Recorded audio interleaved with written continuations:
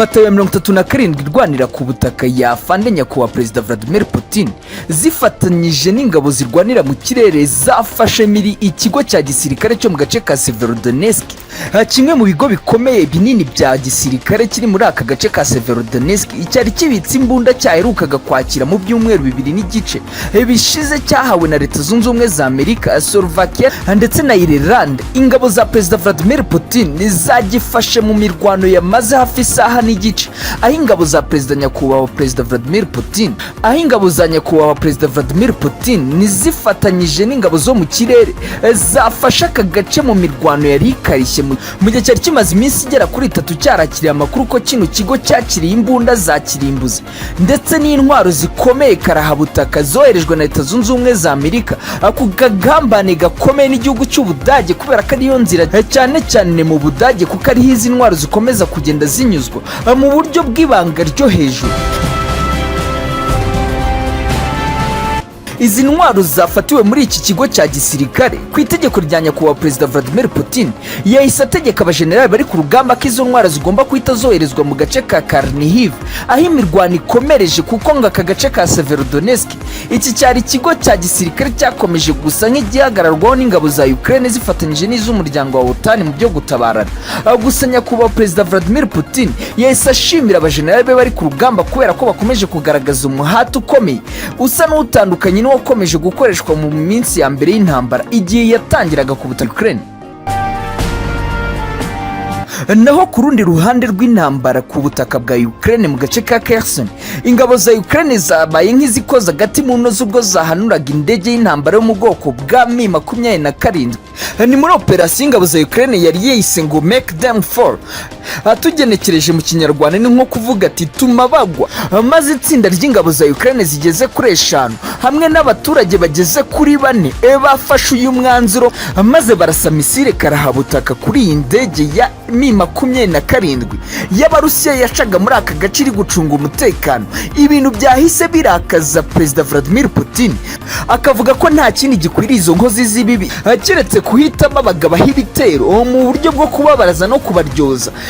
Agasuzuguro gakomeye ko kuba barashe indege y'Uburusiya y'indwanyi. Iyi ni indege yari imaze iminsi yoherejwe hamwe na ingenzi zazo za Su-25 na Su-54 na Mi-8. Nyakubahwa Perezida Vladimir Putin kandi yahise atanga itegeko ry'uko muri ako gace hagomba gukorwa umukwabo wo ku rwego rwo hejuru ugomba kugenda ugasiga utwo dutero shuma ndetse n'ayo mabandi abo yakomeje kugenda inkozi z'ibibi kuba baranje kubafata kandi bakabashyira ahantu hamwe bakababaza n'indi migambi ikomeye nk'iyo ngiyo. Iyi ni indege igihugu cy'Uburusiya gitakaje muri iyi ntambara isa n'ikomeye ku rwego rwo hejuru kuva iyi ntambara yatangira. Iki ni ikindi gihombo Uburusiya bugize nyuma y'uko butakaje ubwato bwa Moskova, nyuma y'uko bwarashweho n'ingabo za Ukraine, nyuma y'amakuru Leta Zunze Ubumwe za Amerika yahaye ingabo za Ukraine, maze ingabo za Ukraine zikarasiga ibisasu bya misile kuri ubu bwato, maze bikabuviramo kurohama.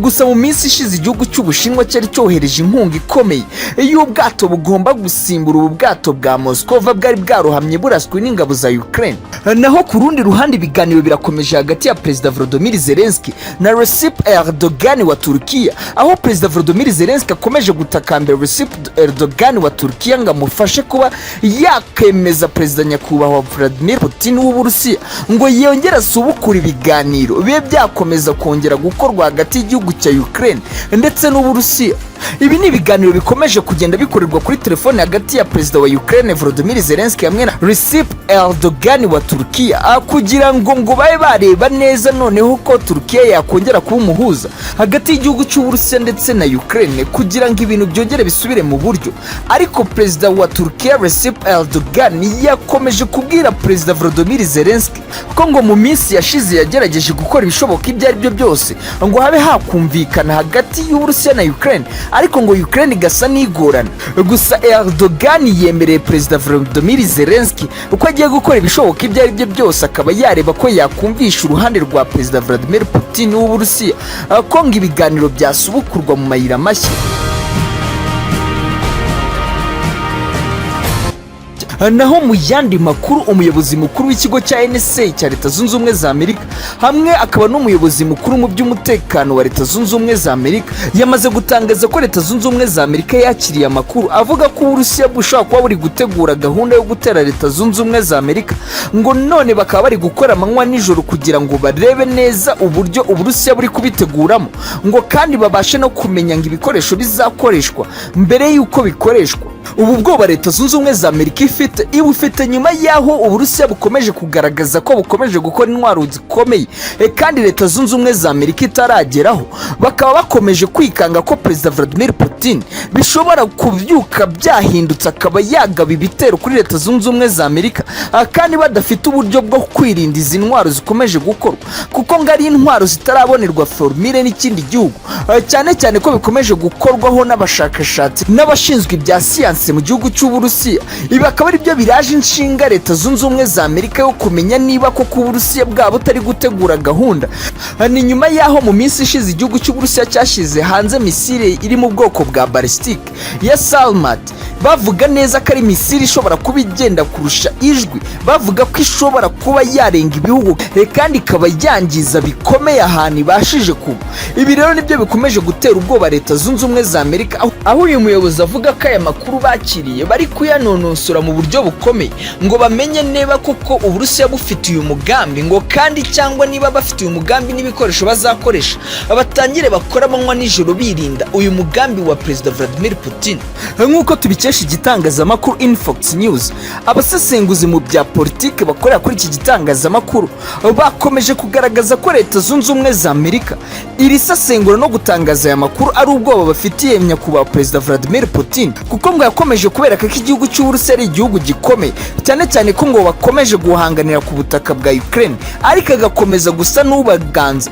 Bari gutekereza rero ko umunsi Perezida Vladimir Putin bishobora kubyuka byajagwe ashobora gukora igikorwa batigeze batekereza bagasa n'abatungurwa. Aha rero niho abasesenguzi mu bya politiki bavuga neza ko ngo bashobora kuba bategereje kubona ibikorwa bidasanzwe Uburusiya bushobora kuko kuba buri gutegura kuri Leta Zunze Ubumwe za Amerika, cyane cyane ko Perezida Vladimir Putin yagiye agaragaza neza ko akeneye guhangana na Leta Zunze Ubumwe za Amerika imbona nkubone, hatarimo ibintu byo kuza bihishe mu myambaro y'ingabo za Ukraine ngo kuko izi zaba ari inzozi nyanya kuba Perezida Vladimir Putin ushaka gukuraho agasuzuguro ka Leta Zunze Ubumwe za Amerika, ngo cyane cyane n'impamvu nyamukuru iri inyuma y'uko yari agiye gutangiza ibikorwa bya gisirikare bidasanzwe ku butaka bwa Ukraine, ngo hari n'impamvu yo gushaka guhangana na Leta Zunze Ubumwe za Amerika yahoraga ibashyiraho iterabwoba kuko ngo Putin yaberetse ko byaba mu bukungu mu byerekeye bya gisirikare Uburusiya ari igihugu gikomeye kuruta uko Leta Zunze Ubumwe za Amerika bitekerezaga. Mwakoze kubana natwe, amakuru yacu nakagaruka turagusaba gukora subscribe tukajya tubana nawe 5 kuri 5.